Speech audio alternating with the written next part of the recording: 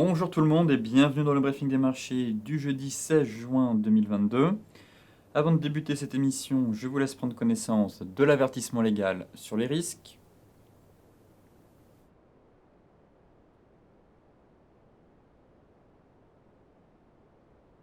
Et ce matin, c'est un peu la débandade sur les marchés. Finalement, on a clôturé en hausse hier à Wall Street après les annonces de la Fed. Puis ce matin, on retombe. On a eu des annonces de la BNS, Banque Centrale Suisse. On a aussi la Bank of England à 13 heures. Bref, on a des vents contraires actuellement et les banques centrales inquiètent quand même les marchés, que ce soit sur la trajectoire de l'inflation, mais aussi sur la probabilité d'avoir un ralentissement économique pouvant entraîner derrière une récession.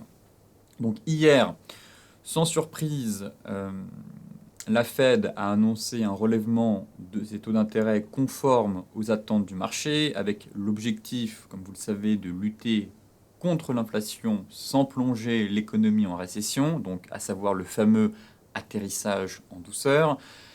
La Fed a quand même relevé ses taux de 75 points de base. Ça reste quand même une mesure inédite depuis 1994.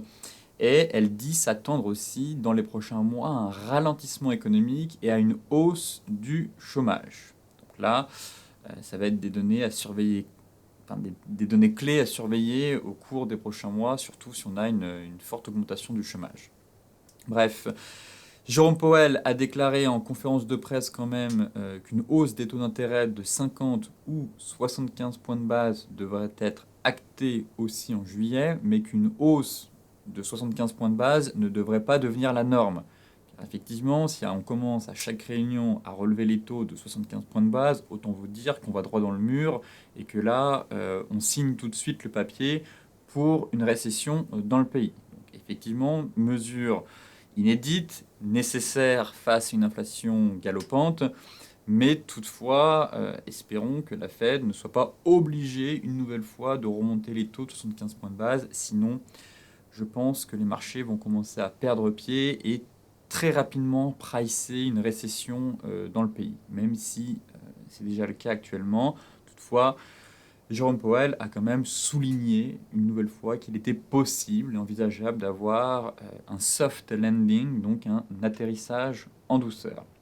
Maintenant, globalement, les principaux indices sont toujours sous pression depuis le début de l'année, dans un contexte d'inflation qui devient incontrôlable, de hausse des coûts d'emprunt, de ralentissement de la croissance économique et surtout de résultats trimestriels moins solides qu'attendus. Donc à mon avis, au mois de juillet, on devrait avoir quelques surprises lors des publications du Q2. Côté indicateur, on avait quand même les ventes au détail aux États-Unis qui ont quand même décliné de manière inattendue de 0,3% en mai dans le sillage du recul des achats d'automobiles provoqués tout simplement par la pénurie de véhicules et la flambée des prix de l'essence. Ce matin en Europe, comme je vous le disais, eh bien, poursuite de la baisse en raison des préoccupations sur l'impact économique du durcissement des politiques monétaires des grandes banques centrales.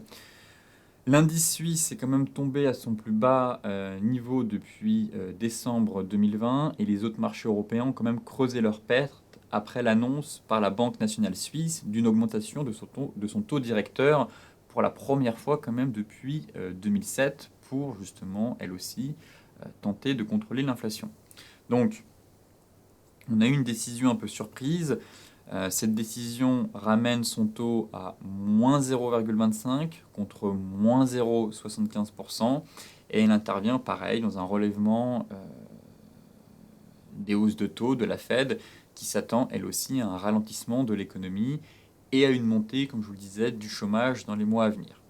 Donc on sent vraiment qu'on a des banquiers centraux qui commencent à durcir le ton un peu plus que prévu et à mettre des hausses de taux un peu inédites. Que ce soit la BNS, la Fed, à mon avis, la Banque centrale ne va pas y échapper. Si on est sur du 25 points de base au mois de juillet et du 25 points de base au mois de septembre, c'est ridicule. c'est pas ça qui va permettre de maîtriser l'inflation. À mon avis, Christine Lagarde va devoir sortir la tête qu'elle a enfouie dans le sol depuis de nombreux mois et faire face à la réalité des choses. Et à mon avis, on aura des hausses de taux plus conséquentes en zone euro dans les prochains mois. Maintenant, autre actualité concernant les banques centrales, avec les annonces de la BOE à 13h, pardon, et cette dernière devrait, sans surprise, augmenter à nouveau son taux directeur. Pareil, afin de lutter, encore une fois, contre un taux d'inflation au plus haut depuis près de 40 ans, à 9% sur un an en avril, et la grande question pour les investisseurs reste, encore une fois, l'ampleur de la hausse concernant cette hausse de taux. En tout cas, c'était la semaine très clairement des banquiers centraux, que ce soit la réunion d'urgence de la BCE, la BOE qui a attendu là à 13h, hier la Fed, il me semble que demain il y a peut-être la BOJ aussi.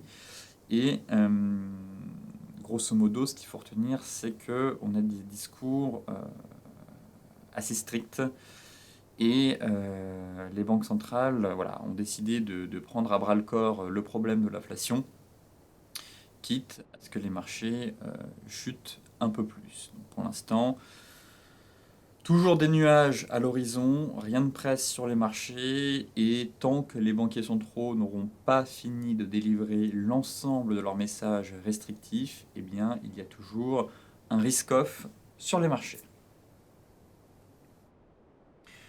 Côté macro, quelques sondages qui sont tombés. Je vous avais présenté ce chart, enfin ce sondage au mois de mai. Pour rappel, qu'est-ce que le Fed Put? Le Fed Put, c'est tout simplement le niveau auquel les investisseurs estiment que la Fed fera en quelque sorte volte-face, demi-tour pour éviter une catastrophe, un bear market trop violent qui pourrait faire mal aux entreprises, mais aussi aux fonds de pension des ménages américains, étant donné que toutes leurs retraites sont basées là-bas dedans. Donc, en mai, on était sur des opérateurs qui disaient tout simplement que la Fed commencera à lever le pied quand le S&P sera à 3500 points. Effectivement, ça reste un gros niveau technique. Je vous avais déjà fait le point, j'en ai fait part dans la dernière newsletter justement de ce fameux niveau à 3500 points. Moyenne mobile de son hebdomadaire, grosse zone. Donc, au mois de mai, on était sur du 3500 points, là où la Fed pourrait commencer à revoir sa copie. Encore une fois, tout dépendra bien évidemment de la trajectoire de l'inflation. Si dans même pas un mois, on est à 3500 points et que l'inflation est toujours au-dessus des 8%, je ne vois pas comment la Fed pourrait faire marche arrière. Ce serait encore trop tôt. Il faut que ces mesures de hausse, enfin ces mesures de restriction monétaire, de hausse de taux, fassent leur effet sur l'inflation. Tant que les effets ne sont pas là, difficile de faire marche arrière. Aujourd'hui, les marchés estiment que sous les 3500, la Fed interviendra. Bon, sous les 3500, ça ne nous dit pas où exactement. Au mois de mai, on était à 3529. Et là, au mois de juin, on est passé à 3453. Bon. C'est vraiment une différence très légère, mais en tout cas, on peut s'attendre quand même à une réaction du marché sur les 3500 points. Ça reste un gros niveau technique en soi. Et donc, s'il y a un rebond à jouer dans un premier temps, ce sera effectivement sur ce niveau. Maintenant, encore une fois, tout dépendra de l'évolution de l'emploi, de l'inflation et surtout des résultats des entreprises attendus au mois de juillet. Car si on a des profit warnings, autant vous dire que ça peut aussi faire des dégâts sur les marchés derrière. Maintenant, quels sont les plus grands risques sur les marchés? Rien n'a changé finalement, à part que les opérateurs estiment que l'inflation et les banques centrales restent représentent en tout cas le plus grand risque sur les marchés financiers. Effectivement, ça va de soi. En fait. C'est comme des engrenages dans une montre. Ils fonctionnent ensemble. Voilà. Diminution de l'inflation, pic d'inflation atteint, on peut éviter une récession, les banques centrales peuvent lever le pied. Si l'inflation continue, je dirais peut-être pas d'accélérer, mais reste sur des niveaux élevés, les banques centrales sont obligées d'adopter un ton assez hawkish, on relève les taux, dans ce cas-là, ralentissement de la croissance, et donc, qu'est-ce qui se passe? Récession dans le pays, voire un peu partout dans le monde, même aussi en zone euro. Donc en fait, ces trois éléments fonctionnent ensemble et ce sont les principaux risques, même si le principal risque reste les banquiers centraux, étant donné que ce sont eux qui soufflent le chaud et le froid sur les marchés. On l'a vu en 2020-2021, ils ont injecté des liquidités pharaoniques sur les marchés, on a envoyé les indices sur la Lune. Aujourd'hui, on dit stop, on relève les taux de manière assez forte, et en plus de ça, on réduit notre bilan. Donc assèchement des liquidités, et on voit tout de suite comment réagit le marché. On est entré en territoire de bear market pour le S&P, le Nasdaq qui perd 30%. Donc en fait, on a des marchés qui sont complètement shootés par les banquiers centraux et qui sont incapables d'évoluer sans l'aide des banques centrales à leur chevet. Et quand on voit les autres risques, finalement, ça semble minime. Que ce soit les crypto-monnaies, le Covid, on a l'impression que c'est quand même saut 2021. La guerre en Ukraine a fortement diminué et un risque systémique venant d'un défaut de crédit, pareil, bon, ça a pris un peu plus de valeur, mais ça reste quand même euh, loin derrière l'inflation, les banquiers centraux et derrière le risque de récession. Mais on table quand même sur une récession à partir de 2023, sauf si les banques centrales continuent d'augmenter les taux de 75 points de base au mois de juillet et au mois de septembre, si finalement ça devient la norme. Là, le phénomène pourrait s'accélérer et on pourrait débuter une récession aux États-Unis fin 2022.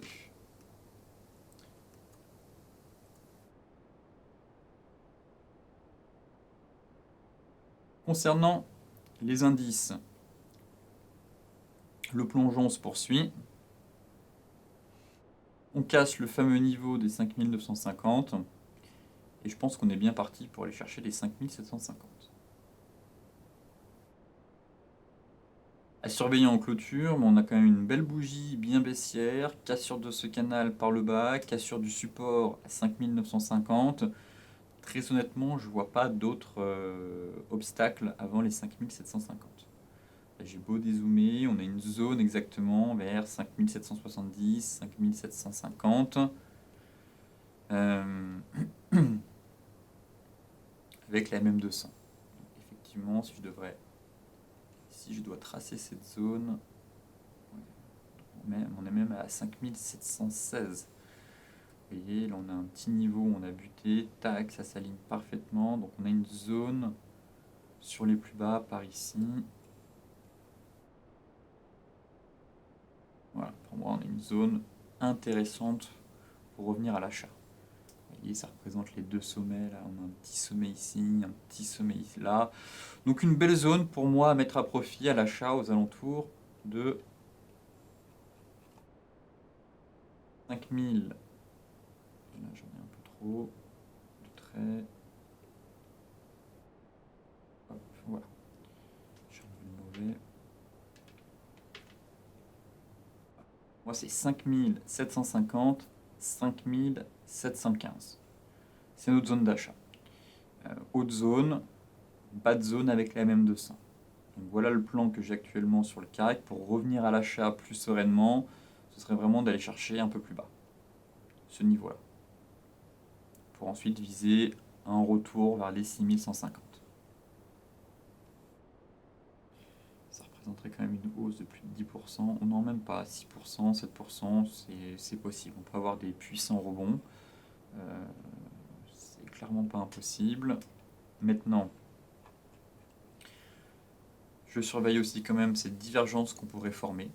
Bon, affaire à suivre, hein. Si on rebondit, là, qu'on parvient à aller chercher les 5250 et qu'au final on replonge, on pourra avoir un début de divergence, une divergence 4 heures sur ce niveau pour nous déclencher derrière un joli rebond. Bref, pour l'instant c'est baissier, on vient de casser un support. Je vous disais, bon, c'était le pivot clé à surveiller. Si on casse, je visais vraiment ce fameux niveau. Et là, je vois pas, malheureusement, je vois pas d'autres niveaux avant.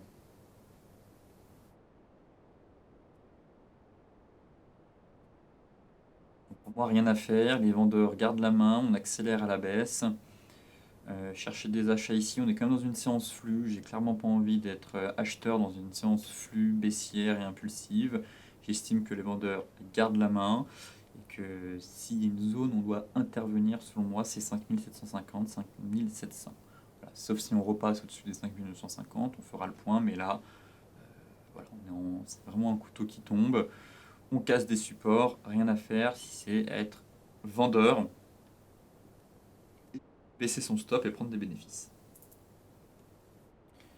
Le DAX perd 3%, on est venu combler mon objectif. Je vise un peu plus bas, 12 940. On a un gros gap ici à venir combler, on est en train de le combler. Pareil, je surveille si on n'a pas une divergence qui pourrait se former dans les prochains jours pour jouer justement ce rebond. Mais pour l'heure, c'est baissier. C'est baissier, je guette quand même ce niveau qu'on travaille. Effectivement, un très beau niveau en mensuel. La Kijun et les MM200 sur ce niveau-là. On est en train de le casser. On peut faire de l'excès baissier. Aller chercher un peu plus bas. Je n'exclus pas vraiment une mèche un peu plus bas avant de rebondir. On a un trou de cotation à venir chercher. Donc on a une belle zone effectivement, mais là pour l'instant on est vraiment en train de purger, de faire de l'excès baissier, enfin potentiellement de l'excès baissier. J'ai une zone d'achat qui m'intéresse, mais un peu plus bas sur le DAX, comme pour le CAC. Là en données weekly,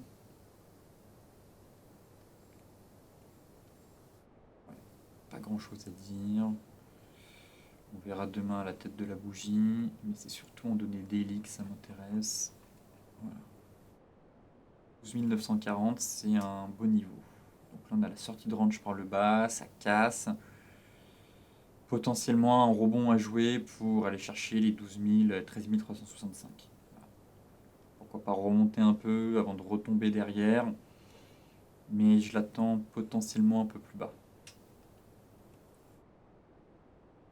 L'idéal, ce serait quand même de confirmer cette divergence. Vous voyez, soit vous attendez sur un beau niveau de support par ici, aux alentours des 12 800, 12 940. On voit si on a un beau chandelier de retournement 15 minutes, 1 heure, pour anticiper cette divergence et ensuite jouer un rebond un peu plus haut. En tout cas, ce serait le plan que j'ai actuellement sur l'indice allemand. Mais pour l'heure, couteau qui tombe, aucune bougie de retournement sur les unités de temps inférieures. Le Dow Jones.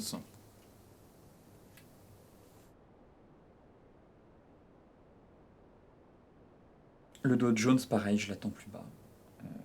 La zone idéale, selon moi, je le répète encore, mais on a une zone parfaite. J'ai hâte de voir comment le marché va se comporter. Mais si on peut commencer à chercher des achats vers les 23 340, 29 200, 29 500, pour moi, c'est la zone d'achat. Après, peut-être zone haute, 28 800. Mais la zone idéale, ce serait un peu plus bas. Voilà, donc ce sera encore une chute de quasiment 4%. C'est faisable, hein, quand on voit que les indices européens là, lâchent quasiment 3%. À voir là, cet après-midi ce que ça va donner sur les indices américains. Mais en tout cas, il y a un très gros niveau de prix ici qui m'intéresse, comme pour le CAC, pour chercher des achats.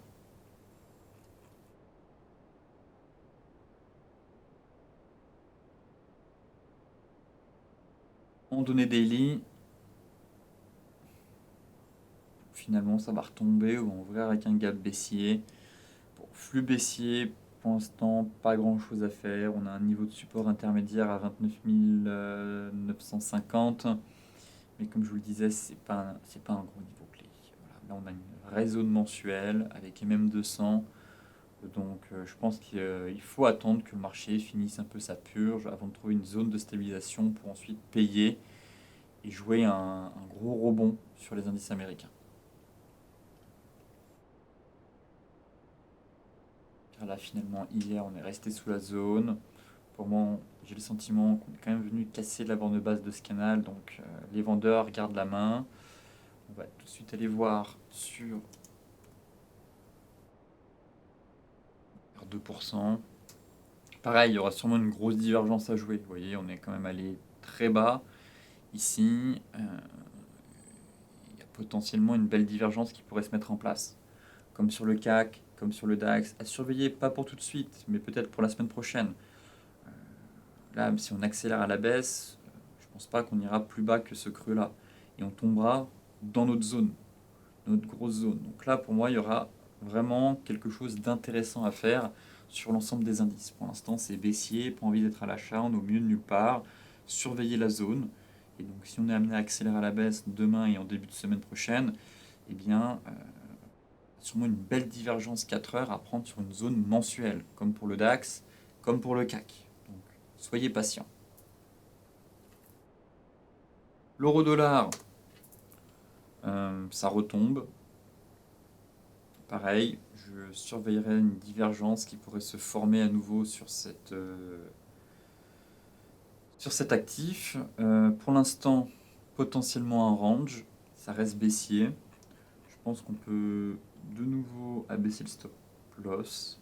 Si certains l'avaient laissé, enfin, hier on avait mis le stop loss au-dessus de la zone. On est venu quand même faire le TP3, vous voyez, TP final il a été fait. Sur mèche ici, donc objectif majeur atteint.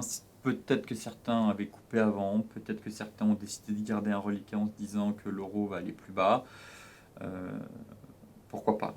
Pour l'instant, je suis totalement neutre sur cette paire. Pas envie d'être acheteur ni d'être vendeur, en tout cas plutôt la fin de suivi d'un trade vendeur qui avait été pris ici. Maintenant, je surveille les 1,0350 et bien évidemment, si ça casse, je viserai un retour sur la borne basse de notre canal. Mais là, en données 4 heures,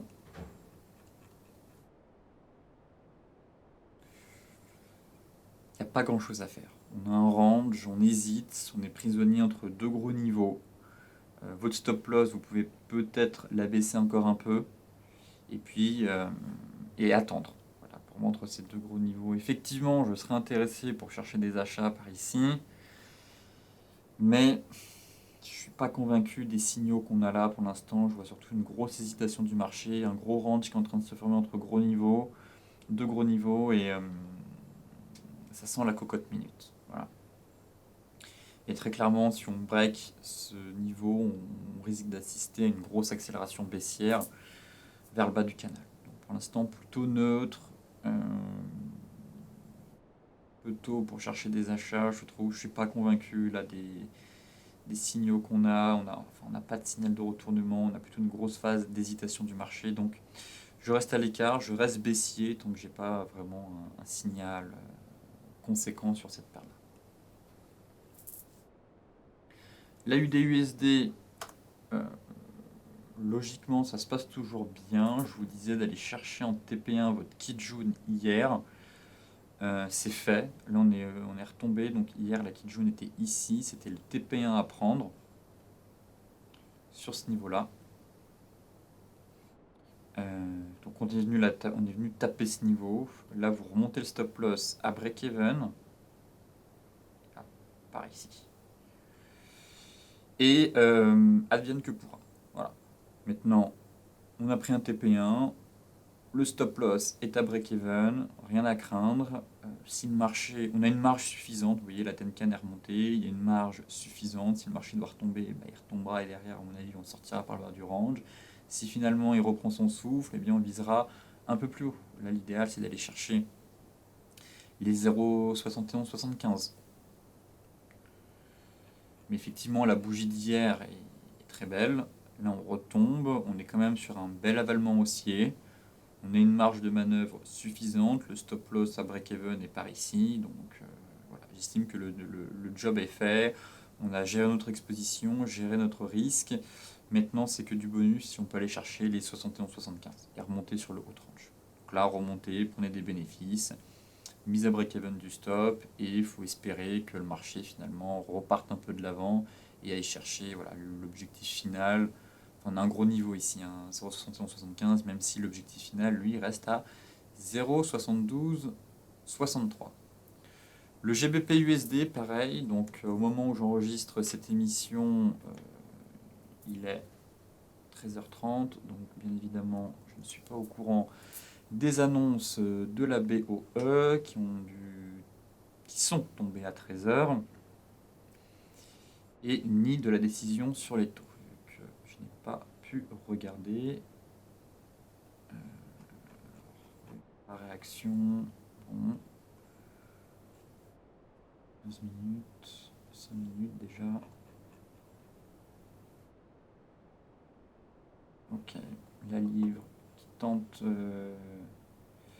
Non, à 13h, grosse chute, ensuite ça remonte. Bon, plutôt indécision du marché, j'ai le sentiment, balle au centre actuellement. On est sur la zone que j'évoquais avec vous. On est sur la zone. Effectivement, on a eu un bel avalement aussi hier sur cette zone hebdomadaire. Zone hebdomadaire, et pareil, on pourra avoir un début de divergence haussière en cours de formation. Donc on a fait quand même un bel excès. Tant que ça casse pas, effectivement, j'étais intéressé pour chercher des achats sur ce niveau. Ouais, hier, on avait validé un peu cette divergence, ça reprend. Bon, à surveiller, mais je pense qu'il y a quelque chose d'intéressant à faire sur cette paire pour jouer un rebond, en tout cas. Attendez quand même que le marché digère bien les annonces de la BOE. Après 15h30, ce serait quand même l'idéal, mais pourquoi pas tenter un achat si le marché finalement commence à repartir pour jouer un rebond sur cette paire.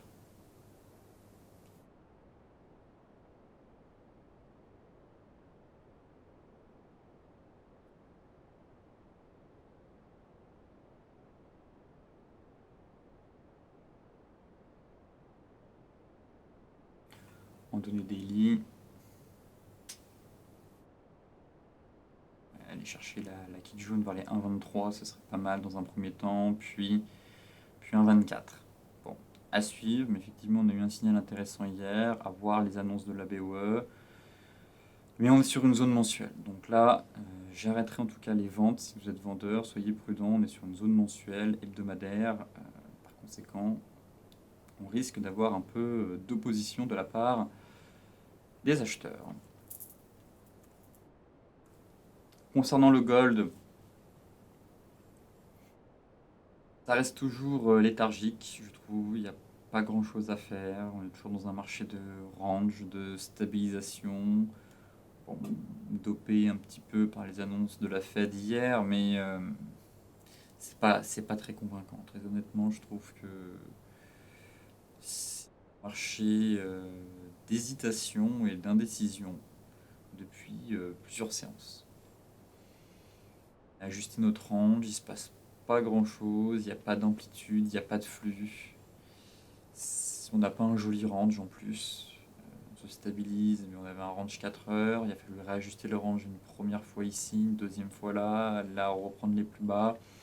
C'est typiquement le genre de range assez piégeux qu'on n'a pas tellement envie de trader car composé souvent de pièges et de support et de résistance dans un range, ce qui est le cas actuellement. Donc j'apprécie particulièrement les ranges propres, les ranges passoires, où on va du bas en haut et de haut en bas très facilement. Ça s'appelle le range passoire. Le range machine à laver où on a une résistance et un support dans le range, où ça bloque, on n'a pas de jolie rotation complète. C'est compliqué et pénible à trader et surtout c'est usant. Donc là c'est le sentiment que j'ai un peu sur le gold. Par conséquent, voilà, surveiller les niveaux clés, les bas de range. Pour moi, ce niveau là des 1805, ça correspond à rien du tout. C'est pas un gros niveau clé. Voilà, le vrai niveau c'est 1800-1790. Donc là, ça a arrêté au milieu de nulle part. Et si je devais vraiment ajuster mon range, pour moi, le range il est comme cela. Voilà, la vraie borne de base de ce range est là. Mais comme je vous le disais, on a un support intermédiaire. Un petit support qui sort de nulle part, qu'on n'avait pas avant, mais apparemment ça bloque dessus. Mais pour moi, la vraie borne de base du range, c'est 1790-1800. Donc l'idéal, ce serait de chercher des achats plutôt vers ce niveau que ici. Donc pour l'heure, rien à faire sur ce marché, sauf si grosse bougie et cassure par le haut de notre canal baissier. Mais pour l'instant, c'est pas près d'arriver. Donc, hypothèse plus probable d'avoir un retour sur la borne basse qui, selon moi, se situe à 1800 $. Le Brent, malheureusement, on a dû prendre notre stop loss sur ce marché. Effectivement, ça coince. Donc, stop loss touché. Sentiment qu'on a un double creux, double top. Bon, ça fait partie du trading, malheureusement. Le stop a été atteint et le marché, finalement, n'a pas envie d'aller plus haut. On est en train de sortir par le bas du canal. Bon, on n'a pas non plus une baisse, je dirais, très violente de la part du marché. On n'a pas une grosse cassure avec une grosse bougie. Peut-être un range, on a fait de l'excès, on a eu un bull trap. Tout simplement, bull trap, ça retombe. Bon. Surveillons les 114,55 maintenant. Voilà. Voir la réaction du marché. Et effectivement, on aura une dégradation technique si on enfonce ce niveau. Car là, logiquement, au cours des prochains jours, la MM50 va continuer à remonter. Donc, tant qu'on travaille ce niveau avec la MM50, ça reste aussi en fait. On est toujours sur des plus bas et des plus hauts de plus en plus hauts. Même si on revient sur les 114, effectivement, si on casse les 114,55, la probabilité d'avoir un retour un peu plus bas. Ce qui en soi serait une bonne chose pour les données sur l'inflation le mois prochain. Car si on a un repli du secteur pétrolier, du secteur de l'énergie, qui a été quand même l'un des plus gros contributeurs de l'inflation, on aurait sûrement un pic de l'inflation atteint au mois de juin. Donc pas grand chose à faire, stop loss atteint, comme je le disais, envie de revenir sur ce marché à chaud, laisser la baisse se faire, du moins la correction, et pourquoi pas revenir même à l'achat sur ce niveau-là. Donc on verra ça en temps et en heure. Pour l'instant, le marché semble sortir par le bas de ce biseau même. On peut dire qu'on avait un biseau, et donc si on reporte l'objectif théorique, ça nous amène par ici.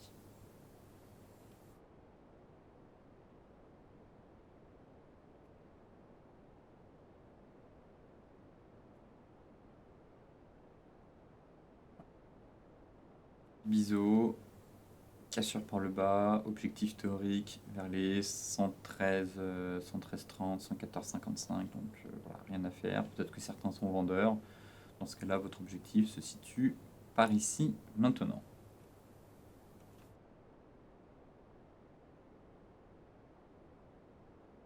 Le light, c'est la même chose. Là, pour le coup, la sortie de biseau est belle. Et on était bien dans un biseau. Voilà. Très très beau biseau. Cassure par le bas, cassure du niveau majeur, que je vous disais, on aura une première dégradation technique. Voilà, pareil, si on reporte l'objectif théorique, ça peut nous amener un peu plus bas en direction des 110,65. 110,65, 108,35. Si je reporte l'objectif théorique, ouais, on est plutôt sur les 108,35 même.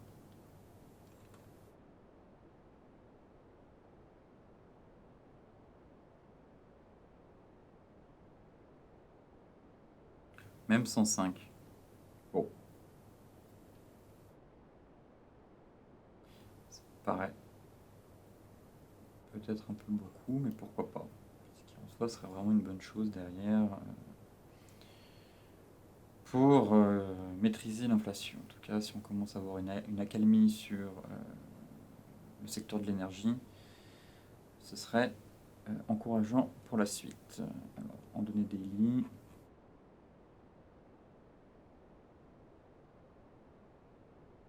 bon, sortie de biseau, plutôt la MM50, comme pour le Brent.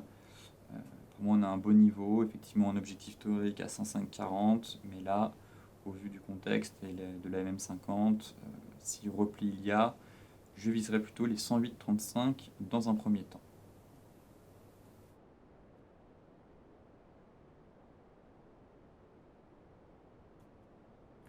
Les cryptos, ça retombe. Ça retombe.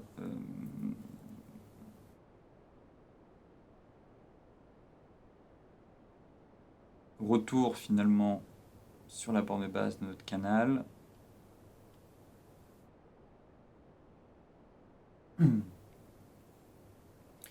J'espère que... Ouais. Ouais, on est dessus. On est dessus, donc enfin, on se rapproche de nouveau de ce niveau. Donc, pour moi, ça reste une zone d'achat intéressante pour jouer un rebond. Alors, effectivement, c'est un très beau niveau. Si un rebond doit avoir lieu quelque part, c'est bien ici. Donc, là, on peut faire de l'excès sur mèche. On peut vraiment faire une belle mèche, faire de l'excès, chasser les stop loss un peu trop près avant de remonter. Et c'est ce niveau-là où il y a quelque chose à tenter. Le stop n'est pas cher, comme toujours. Maintenant, tout dépendra un peu de la trajectoire du Nasdaq derrière. Mais pour moi, je m'attends quand même à une réaction positive du marché avant de retomber. Si le marché doit retomber derrière, bah, soit. Je viserai ensuite les 12 000, très clairement. C'est mon objectif moyen-long terme. Si on casse les anciens plus hauts historiques, j'estime qu'il faudra attendre les 13 000 dollars pour revenir sereinement sur le BTC.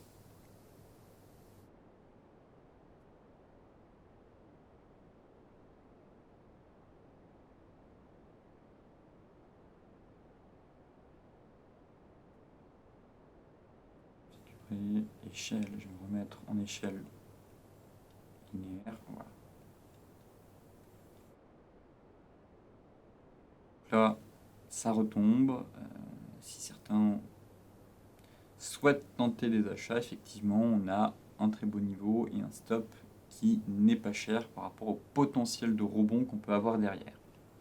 Voilà pourquoi j'estime qu'on a quand même une configuration intéressante sur le Bitcoin. La divergence, pareil, retombe. Bon, il ne faudrait pas qu'on aille plus bas. On peut aussi bien faire un double creux avant de repartir, mais surveiller ce niveau. Voilà, pour moi, on a un gros niveau. Un stop loss qui n'est pas cher par rapport à la zone de prix qu'on a et le potentiel du rebond derrière, à savoir 24 000 et la M50. Donc ça offre quand même un excellent ratio risque-reward. Donc là, pour l'instant, oui, la dynamique est baissière, oui, c'est ultra baissier, mais on ne chute pas en ligne droite. Le marché reprend de la hauteur, reprend son souffle, il y a des rebonds. Donc là, j'estime qu'on est sur une zone où on peut avoir un rebond de court terme. Si on doit aller plus bas derrière, eh ben, on ira plus bas derrière. Mais à court terme, on a déjà eu voilà, une chute assez violente de 10 000 dollars, sans rebond. Donc là, j'estime qu'on est sur un niveau propice à un joli rebond technique.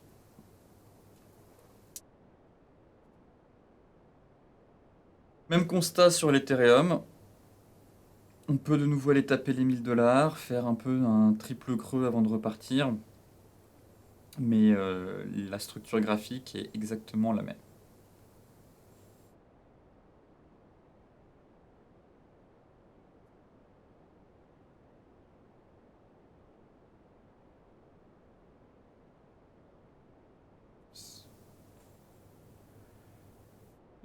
Déjà en données daily, voilà, on voit bien le niveau 1980, à peu près cette petite zone de 20 dollars, entre 1000 et 980 dollars. Donc là on a une belle zone avec le petit sommet qui est juste là.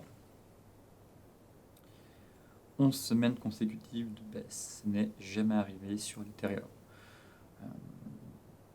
Là forcément je m'attends quand même à un rebond aussi. On pourrait très bien faire 12, puis 13, puis 14, hein, rien n'est impossible. Hein. C'est comme la roulette au casino. Hein. Les séries, on peut aller. On va faire des séries de noirs ou des séries de noirs, des séries de rouge ou des séries de noirs pendant très longtemps. Il n'y a pas de martingale magique. Donc là, c'est à peu près pareil pour l'Ethereum. Néanmoins, comme sur le BTC, les deux sont sur des niveaux clés. Les 20 000 dollars, les anciens plus historiques pour le BTC, 20 000 dollars. Bas de canal, ici 1000 dollars, zone de support clé, niveau psychologique pour les opérateurs. Donc effectivement, je m'attends à un rebond sur ce niveau.